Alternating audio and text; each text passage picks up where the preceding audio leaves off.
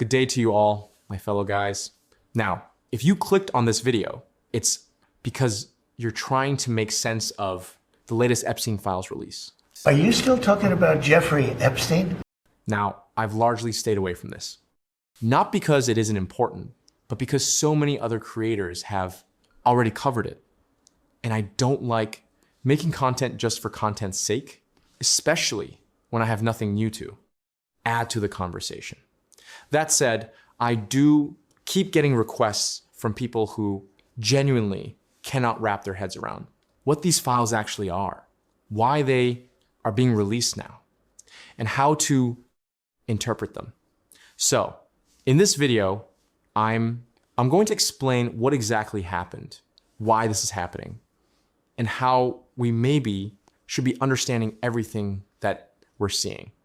So, let's dive in. Firstly, let's briefly recap why anyone is even talking about Jeffrey Epstein in the first place. Who is this guy? Well, long story short, Jeffrey Epstein went from being a complete nobody with no clear career path, education, title, or notable achievement to becoming one of the world's most connected financial power brokers. He amassed enormous wealth, elite access, and relationships that placed him shoulder to shoulder with some of the most powerful and influential figures on the planet. According to the New York Times, Epstein made much of his fortune by providing tax and estate services to billionaires. He was also a prolific social networker whose connections included business, leaders, royalty, politicians, and academics. His friendships with public figures such as Donald Trump, Prince, Andrew, Bill Clinton, and the Crown, Princess of Norway, attracted significant controversy. Documents released by the House Democratic Caucus in September 2025 also showed that he maintained connections with billionaires like Peter Thiel, Elon Musk, Bill Gates, Larry, Summers, and influential figures like Steve Bannon, okay? Now, I'm not going to go too deep into Epstein's background because it's already been extensively covered elsewhere. What matters for our purposes in this video, however, is leverage. Leverage is the key concept that explains Epstein's role and his value. Intelligence agencies, political operators, and power brokers don't simply accumulate information. They accumulate leverage over people and institutions. Now, that leverage can come in many forms. Sometimes it's positive, access to capital, donors, or elite networks. Other times it's coercive, exploiting personal weaknesses, secrets, or illegal behavior. In Epstein's world, that leverage often revolved around sex. His properties and parties functioned as these environments where powerful people could indulge in desires that they could never safely pursue in public. Those desires, once documented or facilitated, became leverage. And once leverage exists, control follows. This context explains why Epstein was closely connected to figures like Donald Trump in the 1990s. Trump's acquisition of the Miss Universe pageant placed hundreds, if not thousands, of young, aspiring models into his orbit. That environment provided Epstein with access to a steady stream of young, beautiful women, which he could then funnel into his broader network. But Epstein's activities went far beyond consensual adult behavior. He routinely procured prostitutes, trafficked human beings, and engaged in non-consensual sex, including of minors. By 2005, numerous young women had already come forward alleging that Epstein had sexually assaulted them or arranged for their abuse. That year, Palm Beach police opened an investigation after a parent reported that Epstein had sexually abused her. One 4-year-old daughter. Federal investigators later identified at least 36 girls, some as young as 14, who alleged sexual abuse. In 2008, Epstein pleaded guilty in Florida state court to procuring a child for prostitution and soliciting a prostitute as part of a highly controversial plea deal approved by then U.S. Attorney General Alexander Alsta. Epstein served just under 13 months in custody, much of which on work release. By 2008, Epstein was officially convicted as a serial sex offender. Now, this is very important because anyone who associated with Epstein after that point knew without a doubt that he was a convicted rapist of underage girls.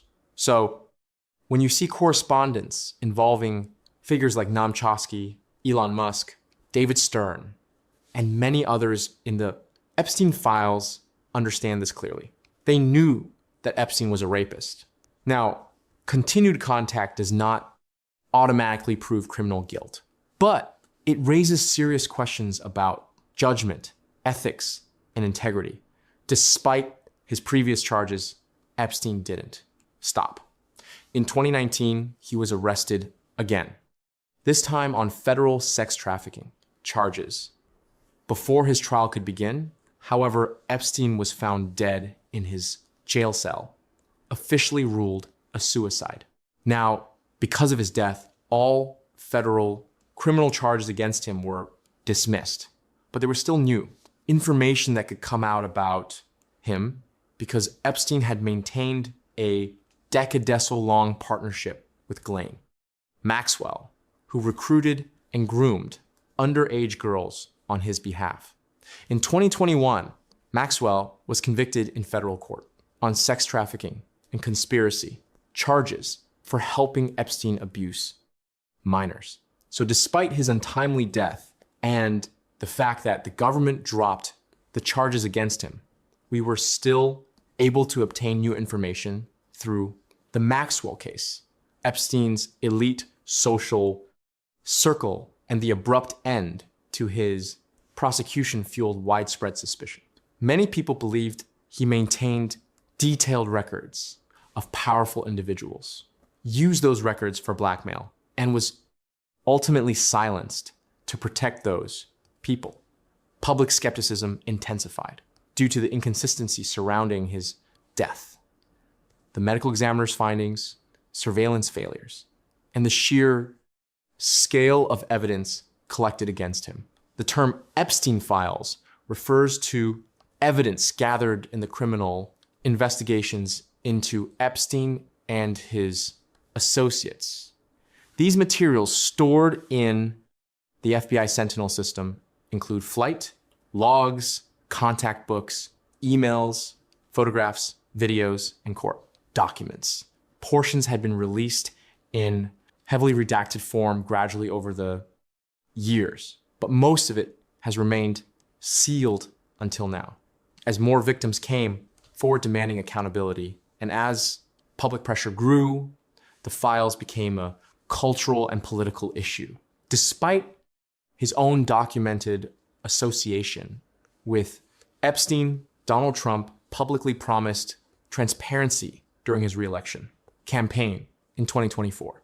In fact, during the Biden administration, Trump allies, including Kash Patel, promoted claims that the FBI was deliberately withholding an Epstein client list and urged its release.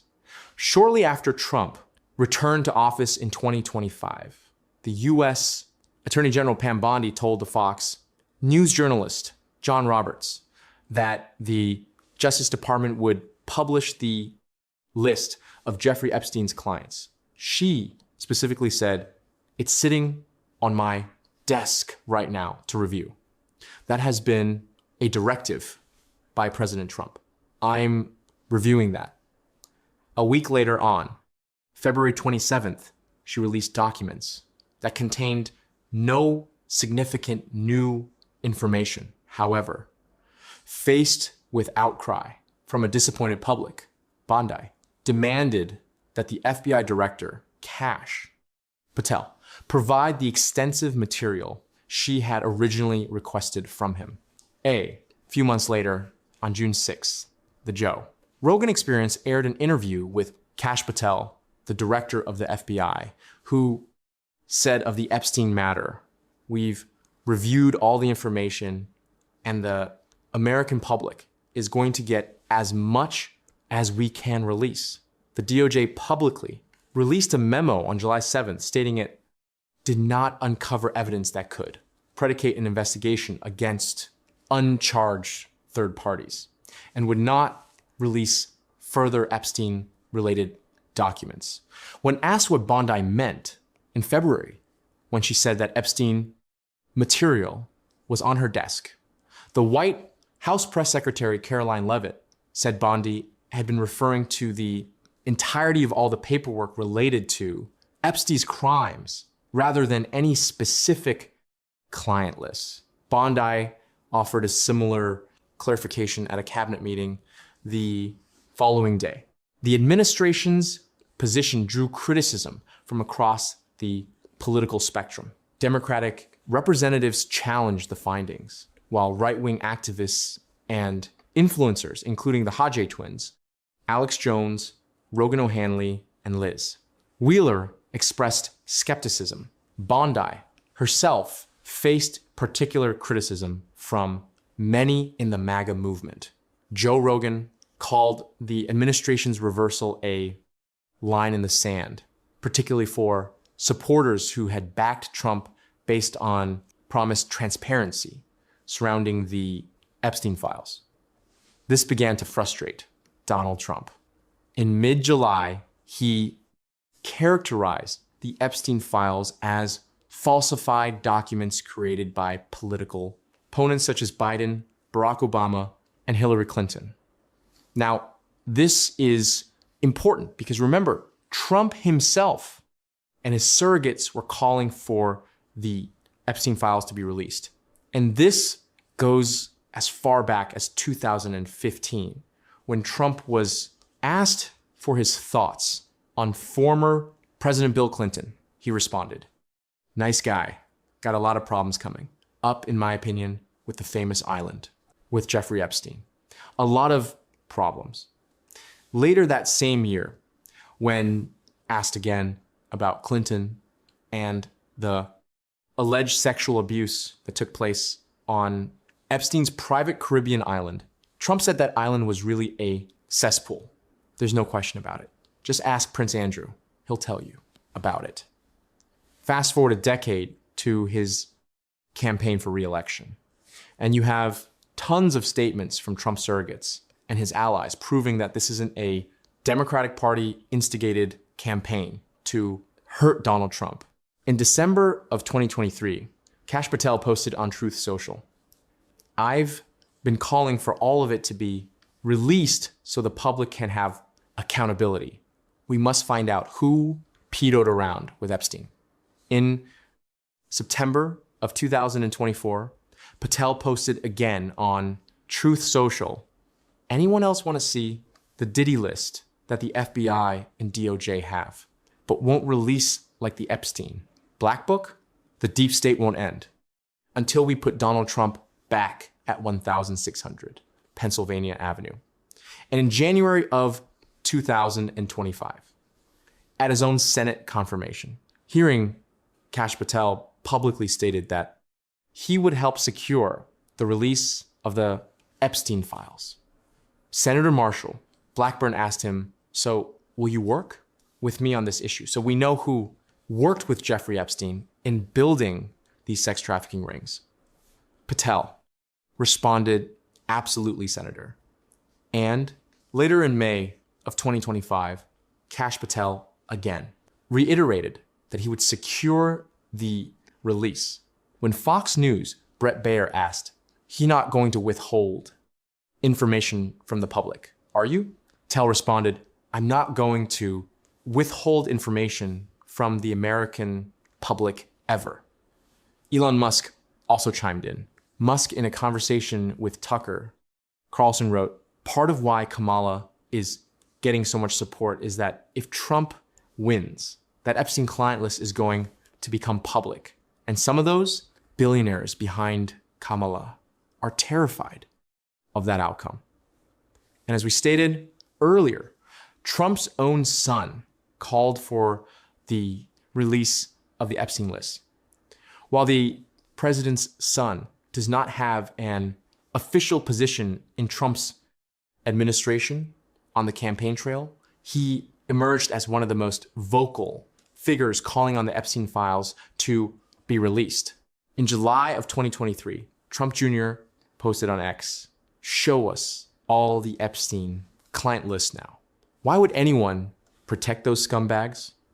Ask yourselves this question daily, and the answer becomes very apparent.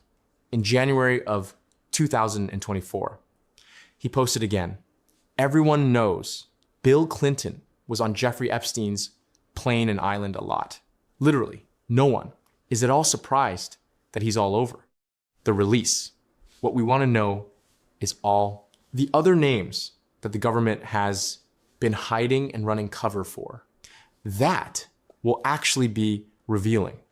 Then in June of 2024, at the Turning Point USA event, Trump Jr. publicly stated, "I am on every list except the Epstein list." We haven't heard anything about that one in a while. How is it that my father could be convicted of 34 crimes, but no, one on Epstein's list has even been brought to light? It's almost like they're trying to protect these pedophiles.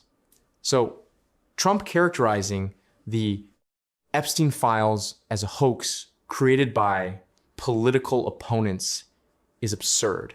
Now, despite Trump's resistance, even he couldn't convince MAGA to give up on the Epstein files. Public interest continued and culminated in Congress attempting to force its release. In July of 2025, Congressman Rowana introduced the Epstein Files Transparency Act, requiring the Attorney General to release all related files within 30 days and provide Congress with an unredacted list of all government officials and politically exposed persons named in them. Following this, Trump increasingly resisted questions about Epstein.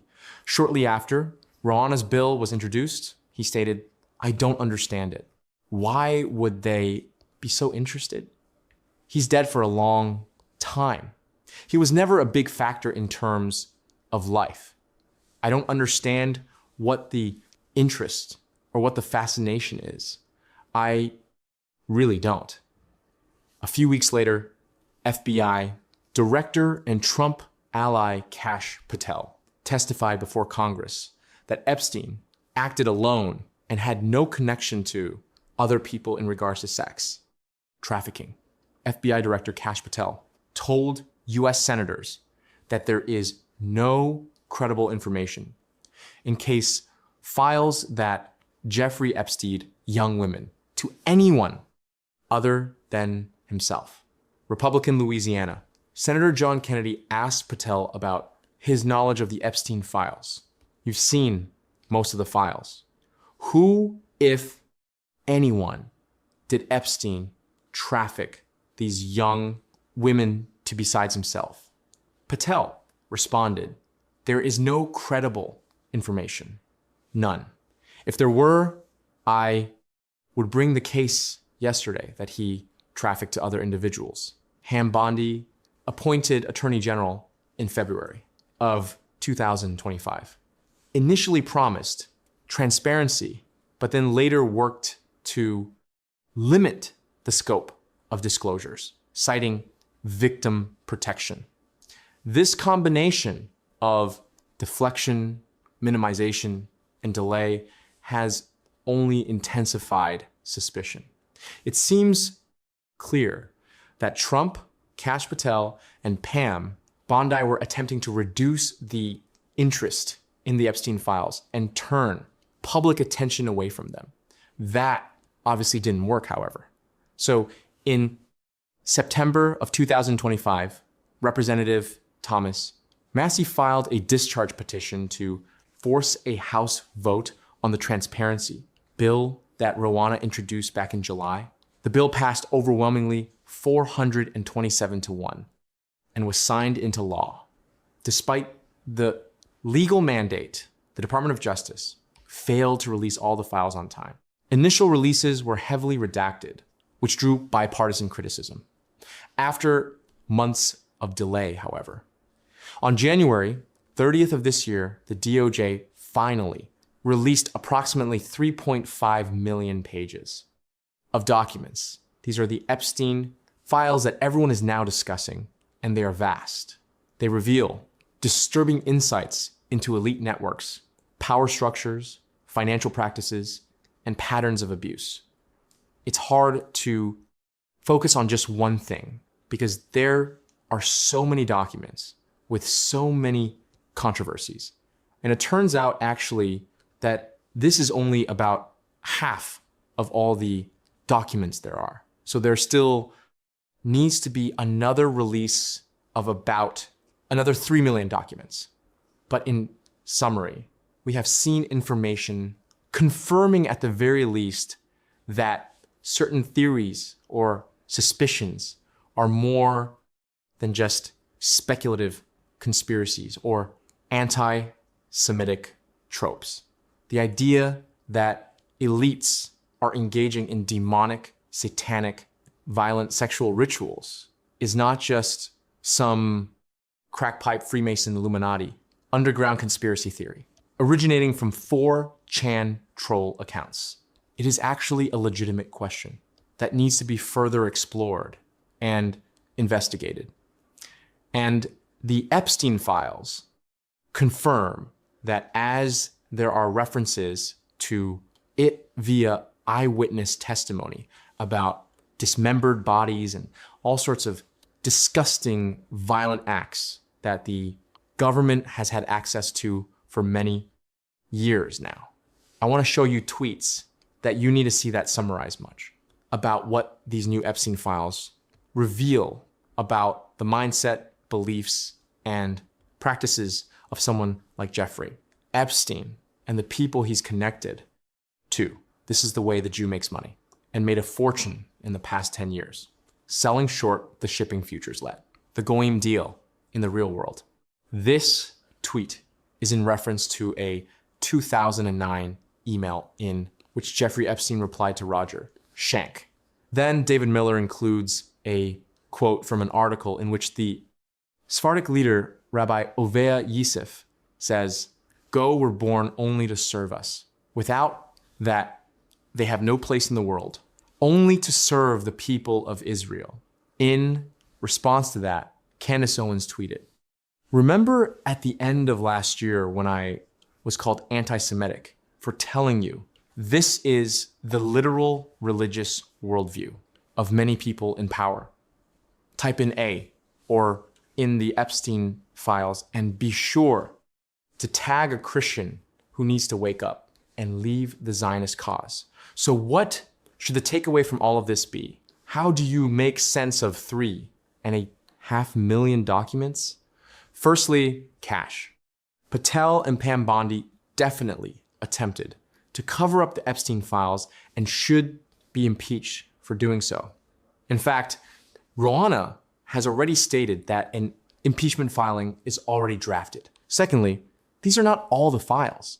On Sunday, Rwanda told Meet the Press, the release is not good enough. And if we don't get the remaining files, then Thomas Massie and I are prepared to move on impeachment or contempt. But even these files shocked the conscience of the country. I mean, you have some of the most wealthy individuals, tech leaders, finance leaders, politicians, all implicated in some way. He said it's frankly one of the largest scandals in my view in our country's history. There is a demand for elite accountability. Even the victims of Epstein's crimes are not satisfied. On Friday, a group of Epstein victims in a statement slammed the DOJ for the incomplete release of the files. Quote, "This latest release of Jeffrey Epstein files is being sold as transparency, but what it actually does is expose survivors. Once again, survivors are having their names and identifying information exposed, while the men who abused us remain hidden and protected. That is outrageous. As survivors, we should never be the ones named, scrutinized, and re-traumatized, while Epstein's enablers continue to benefit from secrecy. This is a betrayal of the very people this process is supposed to serve. Thirdly, the issue of Israel first Jewish supremacy is real, and it's time to stop hiding behind claims of anti-Semitism. Powerful Jewish elites in this country are in fact using their influence and connection to advance one another's wealth and power, openly admitting to engaging in questionable financial transactions and laughing at the non-Jewish goyim along. The way their loyalty to Israel is real and is equal to potentially even greater than their loyalty to America. For example, one crucial FBI document revealed in these Epstein files is an interview between an agent and a confidential human source, otherwise known as a CHS. A CS is essentially someone who has access to information that is valuable for law enforcement or intelligence operations. This specific CHS claimed the following. 1. The infamous Jewish Zionist lawyer Alan Dershowitz, who represented Epstein, was co-opted by the MSAD and subscribed to their mission. 2. Dershowitz influenced many students from wealthy families, such as Jared Kushner. 3. Epstein was serving both US and Allied intelligence, and we all know who this ally is, of course. 4. Epstein trained under Israeli Prime Minister Ehud Barak as a spy. And 5, the Jewish movement. Shabbat was doing everything they can to co-opt the Trump presidency. And finally, Trump was compromised by Israel. And Jared Kushner, his Jewish Zionist son-in-law, is the one actually running the White House.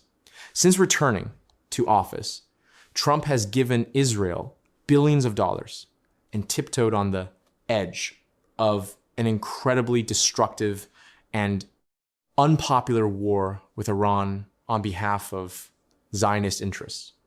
In fact, on the same day as the Epstein file release, Trump bypassed Congress and approved a major new arms sale to Israel worth almost $7 billion.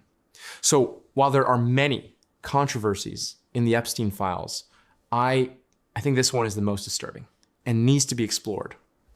All in all, while the Department of Justice hopes this will be the end of the Epstein files controversy, it seems that this is actually just the beginning. As every hour, people gain deeper and deeper insight into the crimes hidden in the 3.5 million documents revealed. The web of contaminated politicians, billionaires, actors, and elite continues to grow, implicating almost the entire oligarchy in one way or another. So there are a few things that need to happen after this.